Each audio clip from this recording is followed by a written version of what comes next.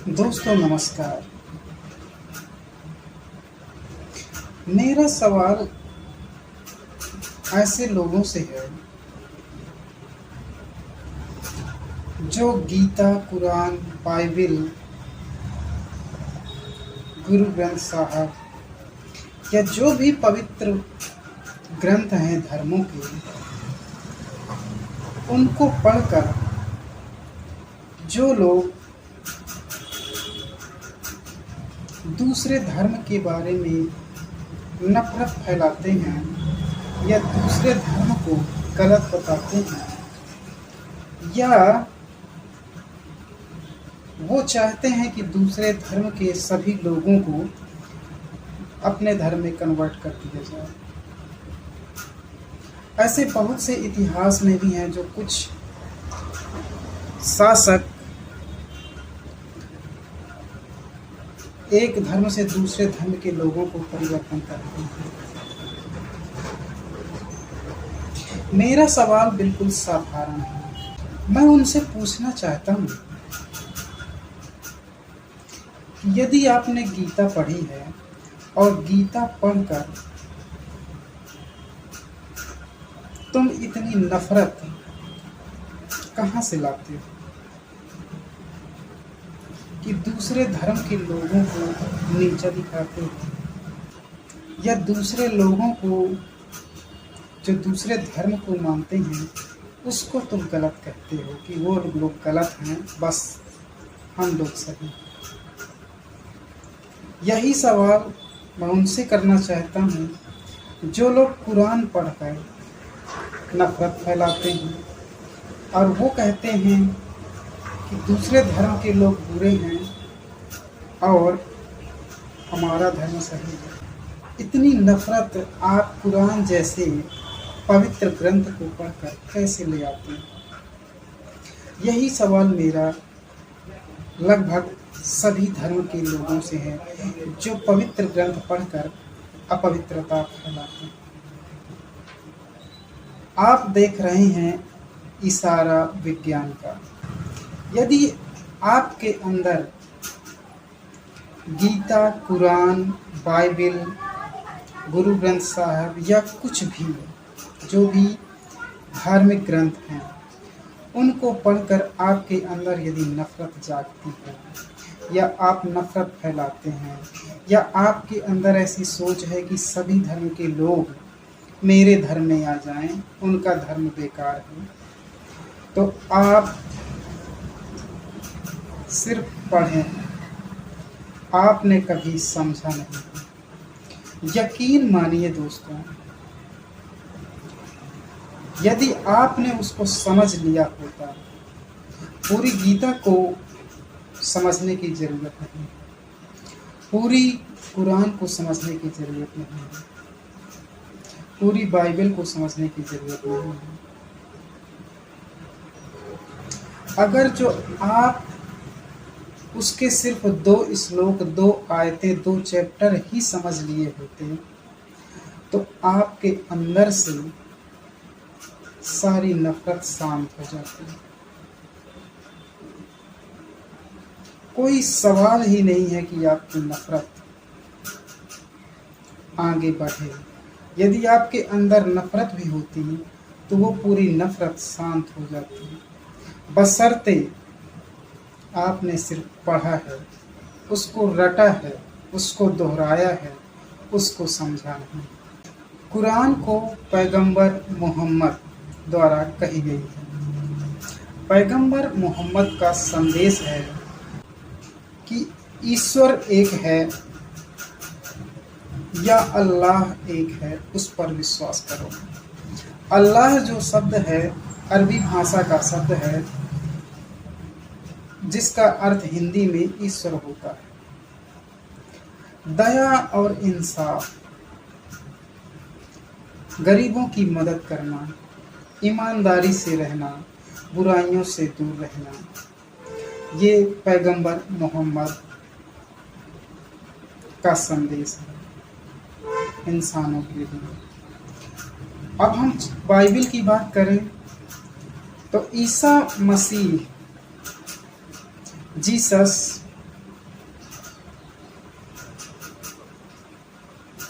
उन्होंने लोगों से कहा कि ईश्वर से प्रेम करो, दूसरों की मदद करो, दुश्मनों को भी क्षमा करो, गरीबों और ज़रूरतमंदों की सेवा करो।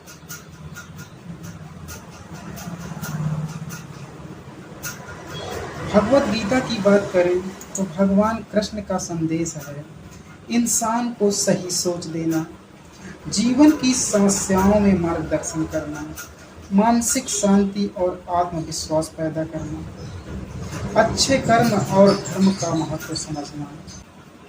और गीता कहती है इंसान को अपना कर्तव्य ईमानदारी से करना चाहिए, चाहे परिस्थिति कैसी भी हो। हमने कुरान, बाइबिल और भगवत गीता की थोड़े थोड़े से उदाहरण लिए हैं, जिसमें स्पष्ट संदेश है कि ईमानदारी से रहें, दया शांति से रहें, गरीबों की मदद करें, बुराइयों से दूर रहें। इतना साफ संदेश है कि जिसमें कोई अड़चन नहीं है, लेकिन लोग यही पढ़कर नफरत फैलाते हैं। कुछ लोग, मैं उनसे पूछना चाहता हूँ, तुम्हारे अंदर ऐसी नफरत, ये तो ऐसे ग्रंथ हैं यदि हम पढ़ लें तो अंदर का जो सत्य है, अंदर को जो दीपक है वो जल जाए। लेकिन इसको समझने की ज़रूरत है, पढ़ने में कुछ नहीं होगा। आपने पढ़ा और आप दोहराने लगे बड़े बड़े मंचों से, माइकों से, उससे कुछ नहीं होगा। यदि आप दोहरा रहे हैं तो उससे कुछ भी नहीं होने वाला। यदि आपने कुरान पढ़ी है और आप कुरान समझ लिए तो आप पैगंबर मोहम्मद बन सकते हैं। आप गीता पढ़े हैं, गीता को समझ लिए तो आप कृष्ण बन सकते हैं। आप बाइबिल पढ़ के बाइबल समझ जाएं तो आप जीसस बन सकते हैं। लेकिन आप ऐसे महापुरुष की किताब को पढ़कर नफरत फैलाते हैं, बहुत हैरानी की बात। इसको एक छोटे से उदाहरण से समझ लीजिए। मान लीजिए कि आप 3 धर्म के लोग हैं, किसी रेगिस्तान में भटक गए हैं। कोई हिंदू है, कोई मुसलमान है, कोई ईसाई है, कोई सिख है, किसी भी धर्म का है, और आप लोग प्यास से तड़प रहे हैं। तभी वहां पर आपको कोई मिलता है जो आपको एक एक गिलास पानी पिलाता है। आप हिंदू होंगे तो आप भगवान कृष्ण का धन्यवाद करेंगे। आप मुसलमान होंगे तो आप पैगंबर मोहम्मद या अल्लाह को, खुदा को धन्यवाद करेंगे। या आप ईसाई होंगे तो आप जीसस को धन्यवाद करेंगे। तो आप यदि गीता, कुरान, बाइबिल पढ़ते हैं तो आप नफरत नहीं फैला सकते।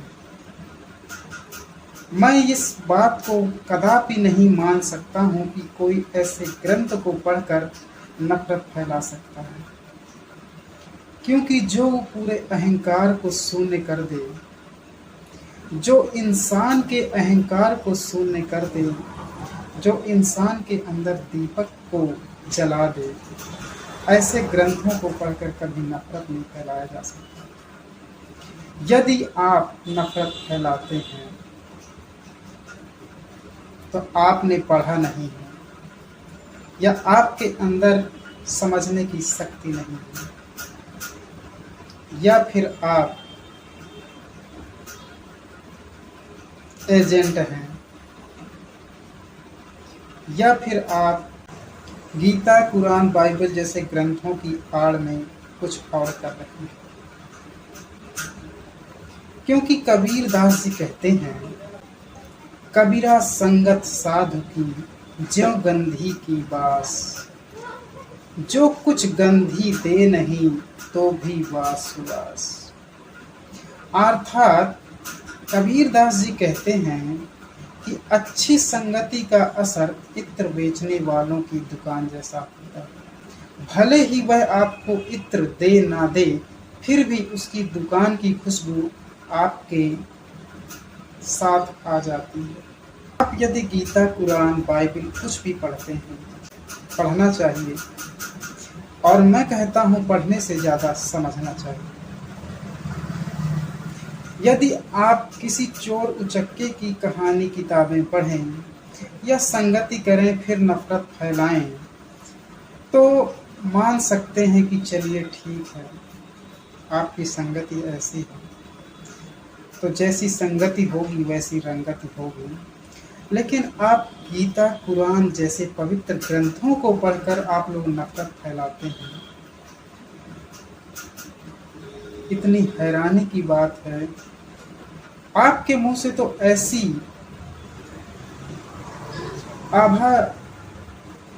ऐसी वाणी निकलनी चाहिए कि चाहे हिंदू सुने या चाहे मुसलमान, चाहे सिख सुने चाहे ईसाई, वो वहीं पर आपकी वाणी में मंत्रमुग्ध हो जाना चाहिए। क्योंकि आप जिनकी बात कर रहे हैं वो कोई साधारण पुरुष नहीं है, धर्म के अनुसार इस धरती को बनाने वाले हैं। आप उनकी बात करते हैं और नफरत फैलाते हैं। कैसे संभव है कोई कृष्ण को पढ़कर नफरत की बात करे? कैसे संभव है कोई पैगंबर मोहम्मद की कुरान को पढ़कर नफरत की बात करे? कोई जीसस की बाइबल को पढ़कर नफरत की बात करे? ये ऐसे लोग हैं जो सत्य है, और इतना सत्य है कि सत्य के सिवा कुछ है ही नहीं। क्योंकि सत्य को प्रमाण की आवश्यकता नहीं है। इनमें कहीं भी कोई भी जगह पर